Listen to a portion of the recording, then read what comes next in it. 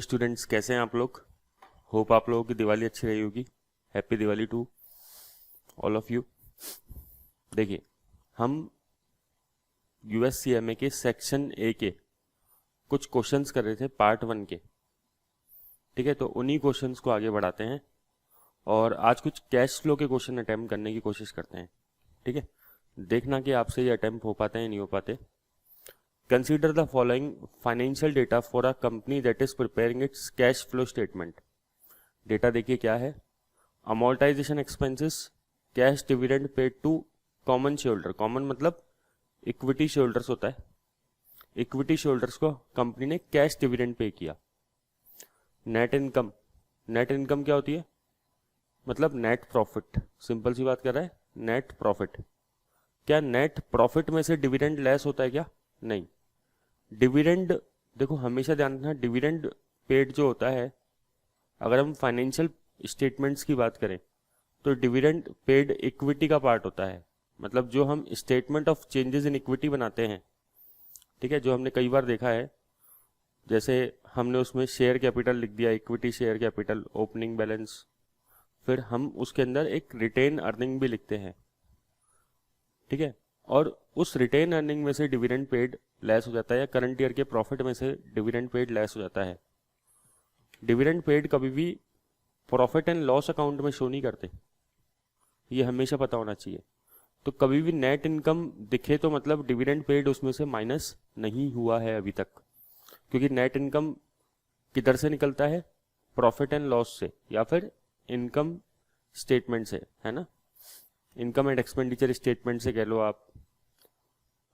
WIP inventory increase over the prior year, मतलब पिछले साल से जो वर्क इन प्रोग्रेस की स्टॉक है, वर्क इन प्रोग्रेस का स्टॉक है, वो बढ़ गया। Gain on sale of equipment 50,000, तो गेन हुआ इक्विपमेंट को बेचने पे। ये जो प्रॉफिट है किधर जाता है बताओ? P&L में जाता है। ऐसा नहीं कि आपको लगे कि बचपन में तो हमने कभी पढ़ा था जब हम बच्चे थे कि profit on sale of machine, investment, ये कैपिटल प्रॉफिट होते हैं तो कैपिटल रिजर्व में जाने चाहिए। ये सब फालतू पॉइंट है, ऐसा कुछ भी नहीं होता, सीधा ये P&L में जाते हैं। ठीक है ना। तो gain on sale of equipment already P&L में क्रेडिट हो चुका है। ठीक है। Using the indirect method find out cash flow from operating activity. अच्छा क्वेश्चन है। ठीक है, अब बताओ जरा इसका क्या आंसर होगा कि cash flow from operating activity निकालो। तो हम इनडायरेक्ट मेथड में क्या करते हैं, सबसे पहले लेते हैं नेट इनकम।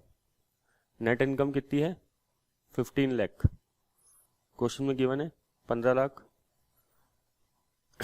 इसमें हम ऐड करेंगे जो नॉन कैश एक्सपेंसेस है, जो ऑलरेडी माइनस है, क्योंकि हम क्या निकाल रहे हैं? कैश फ्लो निकाल रहे हैं, इसलिए ये सब चीज़ें हम ऑलरेडी क्लास में पढ़ चुके हैं, बस केवल क्वेश्चंस कर रहे हैं प्रैक्टिस के लिए। थोड़ा बहुत मैं रिवीजन कराने की भी कोशिश कर रहा हूँ उसके साथ साथ आपको। तो नॉन कैश एक्सपेंसेस कितने होते हैं? है मतलब इस क्वेश्चन में ये 1,50,000। ऐसी कभी क्वेश्चन में गुडविल रिटर्न ऑफ आए तो वो भी अपन को ऐसे ही ऐड बैक करना पड़ता है। डेप्रिसिएशन का एक्सपेंस है, वो भी अपन को यहाँ पे ऐड करना पड़ेगा, क्योंकि वो सब नेट इनकम में से ऑलरेडी डिडक्टेड है। ठीक है। इसी तरीके से जो दूसरे हेड्स की इनकम होती है, लाइक दूसरे एक्टिविटी की इनकम, अब जैसे gain on sale of equipment है, जब इक्विपमेंट को बेचते हैं तो वो कौन सी एक्टिविटी होती है? Investing activity. इन्वेस्टिंग एक्टिविटी है और ये ऑलरेडी सेलिंग प्राइस के अंदर इंक्लूड होगा, क्योंकि अगर मान लो 1 लाख के इन्वेस्टमेंट होंगे और 1,50,000 में हमें सेल किया, तो हमने सेल ऑफ इन्वेस्टमेंट ऑलरेडी कहाँ पे कितना दिखा रखा होगा इन्वेस्टिंग एक्टिविटी में? 1,50,000। ठीक है, तो इसलिए इसको यहाँ से लेस कर देते हैं, क्योंकि ये एक इन्वेस्टिंग एक्टिविटी की इनकम है और ऑलरेडी इन्वेस्टमेंट एक्टिविटी के अंदर हमने सेलिंग प्राइस ऑफ इक्विपमेंट के अंदर ये ऑलरेडी इंक्लूड कर दिया होगा, इंक्लूड होता है ऑलरेडी सेलिंग प्राइस के अंदर। ठीक है, तो गेन ऑन सेल हम लेस कर देंगे यहाँ से। फिर अब बताओ डिविडेंड पेड का क्या करेंगे। देखो, डिविडेंड पेड बहुत जनों को कन्फ्यूजन होता है, पता नहीं क्यों। डिविडेंड पेड कौन सी एक्टिविटी है? डिविडेंड पेड है फाइनेंसिंग एक्टिविटी। सिंपल सी बात ये। हमेशा याद रखो, बहुत बार क्वेश्चन पूछता है एग्जाम में, डिविडेंड पेड कौन सी एक्टिविटी है। तो डिविडेंड पेड कौन सी एक्टिविटी है? Financing activity. तो ये कौन सी जगह पे जाएगा? फाइनेंसिंग एक्टिविटी में जाएगा। तो सर ऑपरेटिंग एक्टिविटी में ऐड लेस कुछ भी नहीं करेंगे? क्यों करेंगे? जब ये फाइनेंसिंग एक्टिविटी में जाएगा तो वहीं पे ही जाके लेस होगा। सर लेस क्यों होगा? क्योंकि आउटफ्लो है, आउटफ्लो ने डिविडेंड पे किया है। तो सर यहाँ पे ऐड नहीं कर सकते? नहीं कर सकते। क्यों नहीं कर सकते? क्योंकि यहाँ पे ये डिडक्टेड नहीं है ना, ऑलरेडी मैंने बताया ना, नेट इनकम जो होता है वो एक P&L का वर्ड है, प्रॉफिट एंड लॉस अकाउंट का, ठीक है। इनकम स्टेटमेंट बोल लो आप, एक ही बात है। तो ये उधर का शब्द है नेट इनकम, उसमें से डिडक्टेड नहीं है ऑलरेडी डिविडेंड, तो हम कुछ इसमें ऐड भी नहीं कर सकते, तो डिविडेंड का कुछ भी नहीं होगा। कंफ्यूज करने के लिए दे रखा है आपको।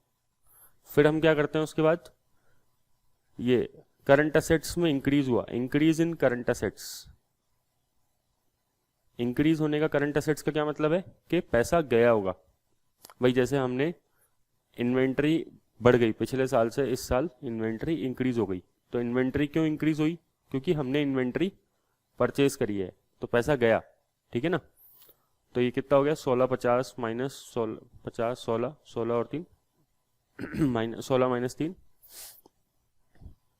13 लाख रुपए। तो 13 लाख इसका आंसर होगा, ठीक है। Dividend paid to company shareholder would be shown in the statement of cash flow. Dividend paid कहाँ दिखाएंगे? फाइनेंसिंग एक्टिविटी में दिखाएंगे। अच्छा, अगर डिविडेंड रिसीव होता तो सर, डिविडेंड रिसीव होता तो हम किधर दिखाते बताओ? ऑपरेटिंग एक्टिविटी में।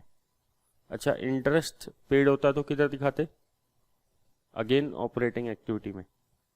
इंटरेस्ट रिसीव होता तो किधर दिखाते? ऑपरेटिंग एक्टिविटी में। लेकिन डिविडेंड पेड है तो किधर दिखाएंगे? फाइनेंसिंग एक्टिविटी में। समझ गए? बहुत बार पूछते हैं ये क्वेश्चन एग्जाम में। All of the following are the classification on the statement of cash flow except. बताओ भाई, बहुत ही सिंपल क्वेश्चन है। इक्विटी एक्टिविटी नाम से कुछ नहीं होता, ऑपरेटिंग होता है, इन्वेस्टिंग होता है और फाइनेंसिंग होता है। The purchase of fix rates, fix rates की परचेज कौन सी एक्टिविटी में दिखाते हैं? इन्वेस्टिंग एक्टिविटी में दिखाते हैं। बहुत सिंपल क्वेश्चन है। Statement of cash flow prepared using the indirect method would have cash listed in the which of the following order. सबसे पहले कौन सी आती है? ऑपरेटिंग, फिर इन्वेस्टिंग और फिर फाइनेंसिंग, ठीक है। तो इसी ऑर्डर में दिखाते हैं। Kelly company acquired land by assuming a mortgage for full acquisition cost. अच्छा क्वेश्चन है, ठीक है। आप इसको इंपॉर्टेंट मार्क कर सकते हो अगर आपके पास ये इसका PDF है तो ऑलरेडी, वरना तो कोई दिक्कत नहीं है। क्लास में हम ऑलरेडी ये चीज वैसे डिस्कस कर चुके हैं। एक होता है non cash investing and financing activity, means ऐसी एक्टिविटी जिसमें कोई कैश का आउटफ्लो इनफ्लो नहीं होता, ठीक है। अब जैसे कंपनी ने लैंड परचेज करी, company acquired land by assuming a mortgage for full acquisition cost, ठीक है। कंपनी ने लैंड बाय कर, अगर देखो इंडिविजुअल करते इस ट्रांजैक्शन को, जैसे मान लो कंपनी लैंड परचेज करती तो नॉर्मल कौन सी एक्टिविटी होती है? इन्वेस्टिंग, ठीक है। इन्वेस्टिंग का आउटफ्लो होता, क्लियर। लैंड परचेज करना इन्वेस्टिंग का आउटफ्लो होता। कंपनी अगर लोन लेती है इंडिविजुअली तो कौन सी एक्टिविटी है? फाइनेंसिंग एक्टिविटी है, और उसका इनफ्लो होता, प्लस का साइन लगा दिया मैंने, इनफ्लो होता, ठीक है। बट क्या किया, कंपनी ने लैंड परचेज करी और पूरा का पूरा लोन ले लिया, मतलब कंपनी के पास ना तो कुछ पैसा आया ना गया।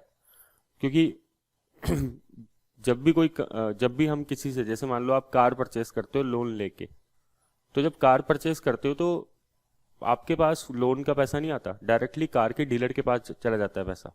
होप कि आपको ये चीज पता हो। ऐसे ही जब भी कभी लैंड परचेज करी जाती है तो बैंक अपने खाते में पैसा ट्रांसफर नहीं करता, जो बायर होता है, जो लोन लेता है, हमेशा डायरेक्टली सेलर के खाते में पैसा ट्रांसफर कर देता है, ठीक है। इससे पैसा का मिसयूज होने का चांसेस कम रहता है, ठीक है। लोन तो ऑब्वियसली अपने माथे पे आएगा, उसमें तो कोई बात ही नहीं है, ठीक है। तो ना तो अपने पास पैसा आया ना गया, लोन आया नहीं और हमने लैंड का पैसा दिया नहीं, डायरेक्टली वो बैंक ने उस पार्टी के पास, जिससे हम, जो सेलर है लैंड का, उसके पास ट्रांसफर कर दिया। तो वैसे तो ये कोई भी कैश फ्लो नहीं हो रहा, लेकिन इम्पोर्टेंस तो है इसकी, इन्वेस्टर को तो दिखाना चाहिए, तो इसलिए इसे क्या बोलते हैं, non cash financing and investing activity. क्या बोलते हैं इसको, non cash financing and investing activity. और इसको हम एक स्केड्यूल बना के छोटा सा स्टेटमेंट ऑफ कैश फ्लो के नीचे दिखा देते हैं, ठीक है। स्टेटमेंट ऑफ कैश फ्लो के अंदर तो नहीं आ सकता ये तो ये ठीक क्वेश्चन है इस तरीके से। Which one of the following should be classified as operating activity on the statement of cash flow. बताओ भाई कौन सी चीज ऑपरेटिंग एक्टिविटी कहलाएगी। Decrease in the accounts payable during the year, वैसे ये ऑपरेटिंग एक्टिविटी होती है, accounts payable during the year, decrease in accounts payable.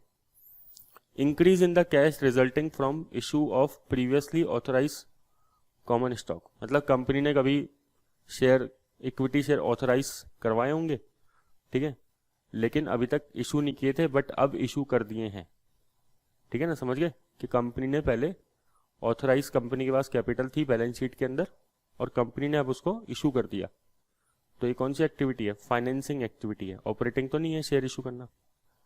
Purchase of additional equipment needed for current production, equipment purchase करना कौन सी activity है, investing activity है। Payment of cash dividend, dividend pay करना कौन सी एक्टिविटी है, financing activity है ठीक है। डिक्रीज इन अकाउंट्स पेबल, ये कौन सी एक्टिविटी है, ऑपरेटिंग एक्टिविटी है। तो answer should be A. Simple question है, ऐसे क्वेश्चन में गलती नहीं होनी चाहिए अपन से, ठीक है इनका, क्योंकि अगर गलती हो रही है तो फिर ये मतलब अपन पढ़ के नहीं जा रहे ढंग से अच्छे से, क्योंकि ये बहुत सिंपल क्वेश्चन है। When using the statement of cash flow to evaluate the company containing solvency, अगर हम statement of cash flow check कर रहे हैं और कंपनी की सॉल्वेंसी चेक करनी है, the most important factor to consider is the cash flow at the cash balance at the end of the period, cash flow from operating activity, cash flow और used operating investing activity, और cash flow oblique used for financial activity. Question समझो पहले क्या बोल रहा है कि अगर हम कंपनी की सॉल्वेंसी को जज करना चाहते हैं कि कंपनी कितनी बढ़िया कंपनी है, तो हमें क्या चेक करना चाहिए, क्या सबसे बढ़िया तरीका यह है कि कंपनी लोन कितना ले रही है वो सबसे बढ़िया चीज है, या कंपनी कितना ज़्यादा इन्वेस्ट कर रही है वो ज़्यादा बढ़िया चीज़ है, या फिर कंपनी का जो कोर बिजनेस है, ऑपरेटिंग एक्टिविटी क्या होती है कि कंपनी का जो कोर बिजनेस होता है उससे जो कैश फ्लो राइज हो रहा है वो कितना है। ऑब्वियसली यही पॉइंट होगा कि कंपनी का कोर बिजनेस से कैश फ्लो कितना राइज हो रहा है, ठीक है, तो ये सबसे मेन चीज है। The most commonly used method for calculating and reporting a company net cash flow from operating activity, बताओ भाई सबसे ज्यादा कॉमन मेथड कौन सा होता है ऑपरेटिंग एक्टिविटी निकालने के लिए।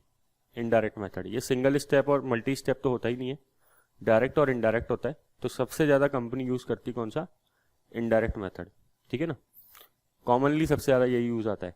अगर आप न्यूज़पेपर्स पढ़ते रहते हो तो आप देखे करो कि उसमें कंपनी के फाइनेंशियल्स भी आते रहते हैं। वैसे तो हम क्लास में ये डिस्कस कर चुके हैं कि इनडायरेक्ट मेथड ज़्यादा यूज़ आता है और अगर आप न्यूज़पेपर पढ़ते हो रेगुलरली, कोई भी फाइनेंशियल न्यूज़पेपर, तो उसमें कंपनी के फाइनेंशियल्स जो हैं वो रेगुलरली आते रहते हैं, उसमें कैश फ्लो भी कई बार देता है, तो वो कौन से मेथड से होता है, इनडायरेक्ट मेथड से। और हमेशा याद रहे कि कैश फ्लो अगर इनडायरेक्ट मेथड से होगा, कैश फ्लो स्टेटमेंट अगर इनडायरेक्ट मेथड से होगा, तो डिफरेंस केवल वैसे भी ऑपरेटिंग एक्टिविटी में आता है। ऑपरेटिंग एक्टिविटी का मेथड दिखाने का अलग अलग होता है, आंसर तो दोनों का सेम आता है। मीन्स डायरेक्ट मेथड और इनडायरेक्ट मेथड में जो बदलता है, जो चीज बदलती है वो कौन सी एक्टिविटी में बदलती है, केवल ऑपरेटिंग एक्टिविटी में। आंसर सेम रहता है बट प्रेजेंटेशन बदल जाता है। इन्वेस्टिंग एक्टिविटी और फाइनेंसिंग एक्टिविटी तो बिल्कुल सेम होती है, कोई फर्क ही नहीं होता, केवल फर्क किस में आता है, ऑपरेटिंग एक्टिविटी के प्रेजेंटेशन के अंदर फर्क आता है। फर्क क्या आता है कि डायरेक्ट मेथड में हम टॉप टू बॉटम चलते हैं, ठीक है, बट इनडायरेक्ट मेथड में हम बॉटम टू टॉप चलते हैं। डायरेक्ट मेथड में हम सेल्स, मतलब हम चेक करते हैं भाई पैसा कितना आया, cash collected from debtors, cash sales से पैसा कितना आया, minus cash purchase, payment to creditor, minus payment of operating expense. तो ऐसे करके कैश फ्लो निकालते हैं, लेस लास्ट में टैक्सेस पे कर देते हैं, उसको लेस कर देते हैं। बट इनडायरेक्ट मेथड में हम उल्टा चालू करते हैं, सबसे पहले नेट प्रॉफिट लेते हैं।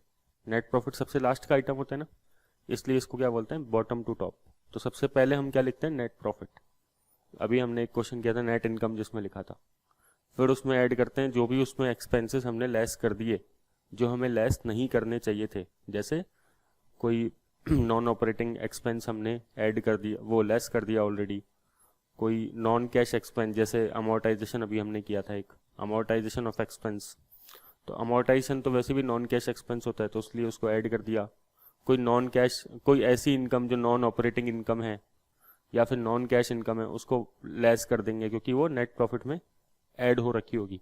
ठीक है, जैसे हमने अभी किया था, तो profit on sale of investment equipment, उसको लेस किया था। क्यों? क्योंकि वो नेट प्रॉफिट में ऐड हो रखा था, बट वो आइटम किसका था, ऑपरेटिंग, वो फाइनेंसिंग, वो इन्वेस्टिंग एक्टिविटी का।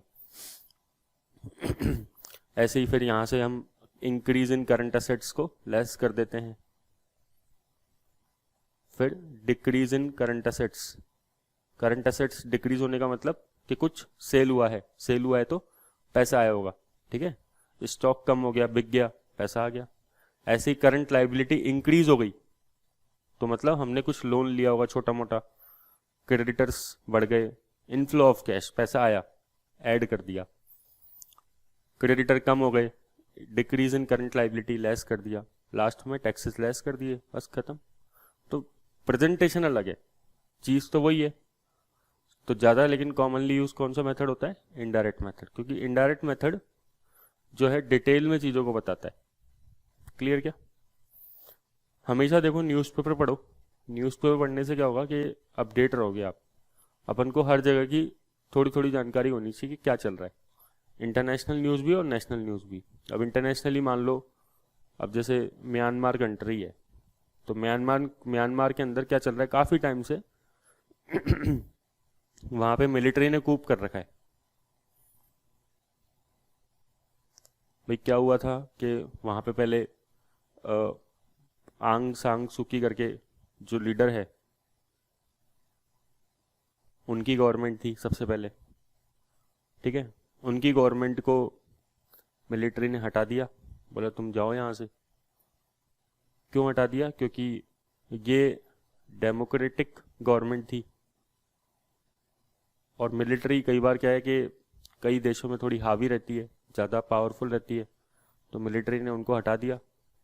तो अब वहाँ पे मिलिट्री का एक तरीके से रूल चल रहा है अभी फ़िलहाल म्यांमार के अंदर, और इनकी गवर्नमेंट को हटा ही दिया। अब वहाँ पे जो लोग हैं, जो कॉमन पब्लिक है, वहाँ पे प्रोटेस्ट कर रही है रेगुलरली बेसिस पे। करीबन जनवरी 2021 से जो प्रोटेस्ट बढ़ गए हैं, और अभी तक लोगों के प्रोटेस्ट चल रहे हैं। काफ़ी लोग वहाँ पे मर गए इस चक्कर में, इस वजह से। तो ये सब चीज़ें अपन को थोड़ा थोड़ा इनके बारे में अपडेट होना चाहिए, क्या नेशनल चल रहा है, क्या इंटरनेशनल चल रहा है। ठीक है, चलिए, थैंक यू।